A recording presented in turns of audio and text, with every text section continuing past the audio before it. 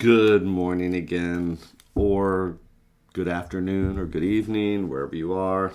It's funny because with my with my day job, we have Skype meetings and Zoom meetings with people all around the world. It's just I'm in the habit now of saying, it's that polite thing to say. Good morning, good afternoon, good evening, wherever you are. And it's funny because it's trickled to other people. So I guess just being nice has a effect. So to everybody out there, once again, wherever you are and whenever you are, good morning or good afternoon or good evening, wherever that may be. I guess it costs nothing to be nice. Isn't that what they say? I don't know. But welcome to our daily reflection, or as I like to look at it, our daily inventory, where we just take a look at ourselves, ask the universe if there's any tips or trips. Yeah, I'd like to take a trip. Or angers or resentments, things to look out for today. The goal is maybe if we look at it in meditation and reflection, if something does pop up in the middle of the day, maybe we won't react. Maybe we'll take a breath and think, you know what? I just looked at those angers and resentments this morning in meditation, or whatever the cards pulled up, and I'm just not going to take the bait. So it is calming. So when I listen to the cards, it reminds me to put my feet flat on the floor and relax our shoulders, relax our butt. And listen to the cards like they're the sounds of the ocean, which remind us to take that breath. So what does the universe have for us today? That's a darn good question. I'm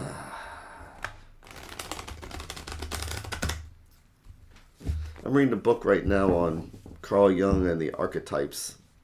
And it is interesting because when the cards do pop up and we see the archetypes, which are the father, the mother, the hero, the old man, things like that, they really do. It is a thread going out to those people and those things around us.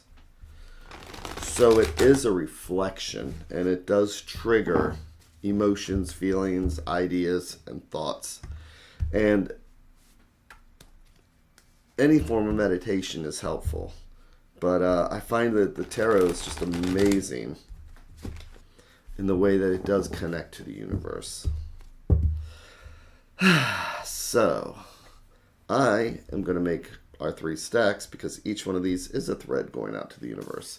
Each one of these is a different thought or conversation, and if you believe in a multiverse, each one of these is a different path, because this conversation will lead down one path as compared to the conversations in these 2.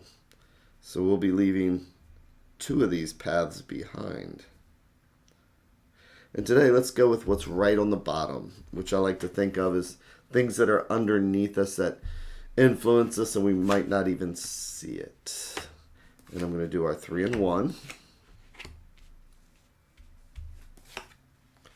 And I'm going to flip them over one at a time like we're reading a book.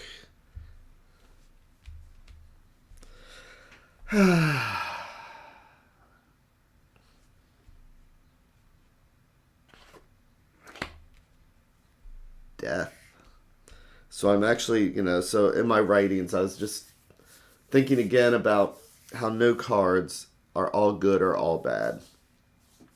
And this book that I was reading from Carl Jung and the Tarot is from the 70s. And it's just funny because other than Dark Shadows in movies, I've never seen it written that the tower is the tower of destruction, which gives it such a negative can't talk this morning. Negative meaning. How about that? And so you see death, and we think about death, and there's people on the ground here, and blah blah blah, and all these things, and it's just about transition. It's about moving from one place to another, and the reason why we have the king here and we have, people and things like that is that nobody escapes change. Doesn't matter how much money we have, whether we're the paupers or we're kings. Good morning, Joey. No time for me to do my own reading this month. I'll do a reading for you. I'm just reading here. But good morning. That's one thing I need to figure out is that I've never been comfortable doing Skype readings and things like that. But I need to figure out a way to do that. But back to the cards themselves. Is that, again, money, whether you're the pauper or the king, change is going to happen. And now we need to see what our skeleton is looking at, which is the Six of Swords. So sixes are about harmony. Things are finally getting better. We've moved beyond the Five of Swords. We're not at the end of our trip, our road, whatever it is. We're just past the middle of it, but we can finally take a breath when we come to sixes. Swords are thoughts. Swords are ideas. And if you look at this picture right here, it's almost, see how peaceful this plant is right here? It's almost like it's in a boat. It's almost like, you know what, I can finally just, I'm done with the rapids for right now. Change happens. And then we have the acceptance. To the Nine of Swords. So, swords again are thoughts and ideas. Traditionally, some people call the Nine of Swords the Nightmare card. So, this is about transition. This is about the mental, what we go through during transitions. It's like, great, transition happens, but we may not like the fact that there is a transition. It can weigh on us mentally. So we can see that this spread right here is absolutely about our thought process, our anxieties. Look at all these lines here. Look at all these curves. These are all swords. And the way that I like to describe that is that if you have one sword, great, that's a new idea. 4 swords, you have a stability.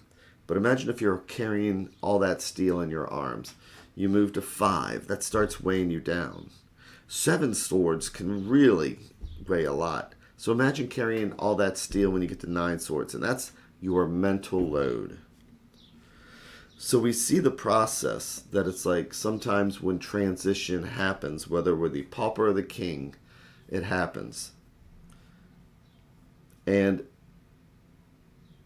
we reach that point where it's like, all right, so transition has happened. And then our fears kick in. So this is the advice card. It's the Queen of Wands. So queens are spirituality. Queens are emotions. Queens know how to handle a situation. They use their queenly authority. And remember that when we look at the court cards, they're not male or female.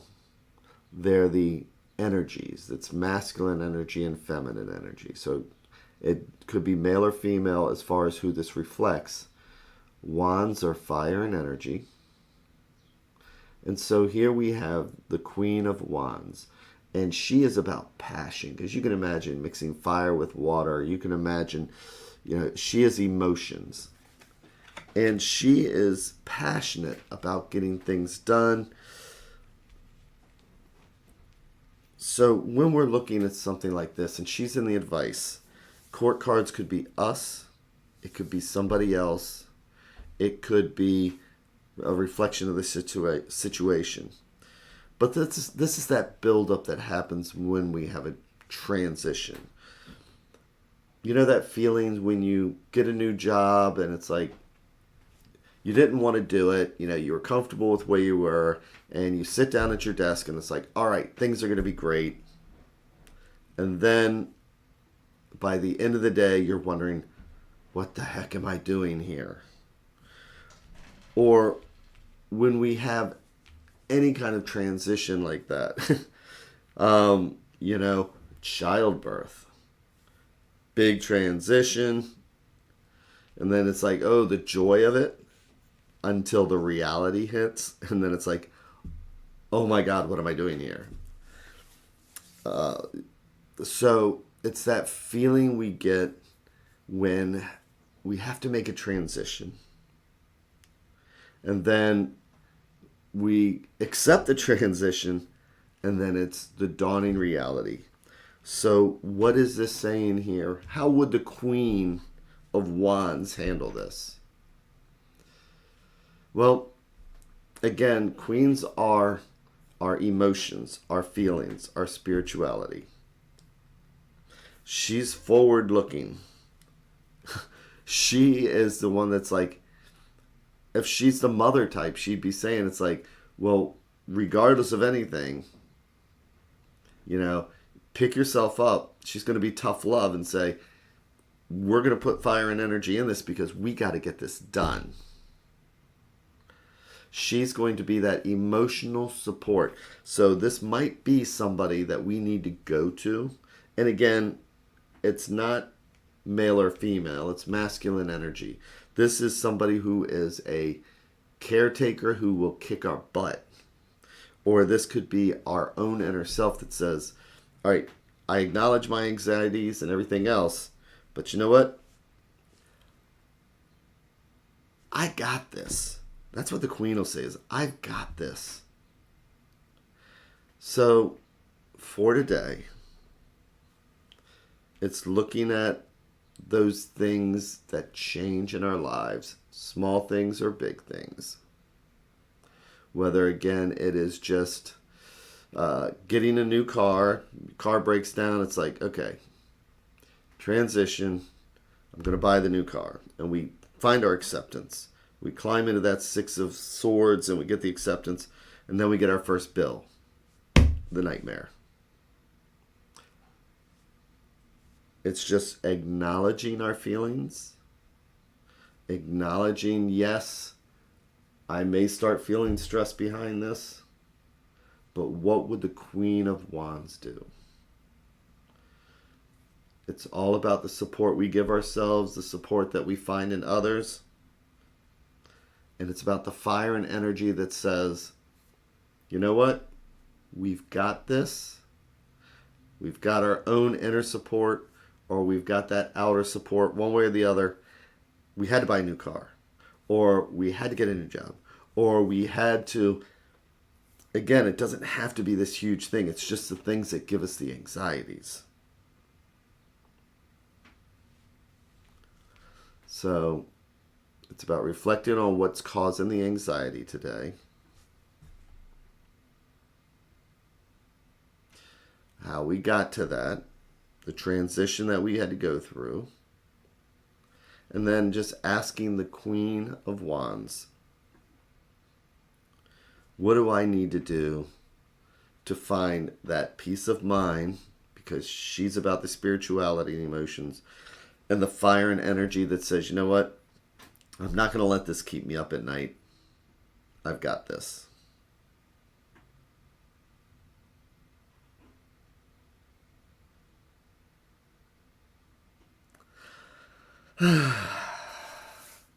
So, with that, it is another glorious day. Here in the States, we're coming up on Memorial Day, which means 3-day weekend.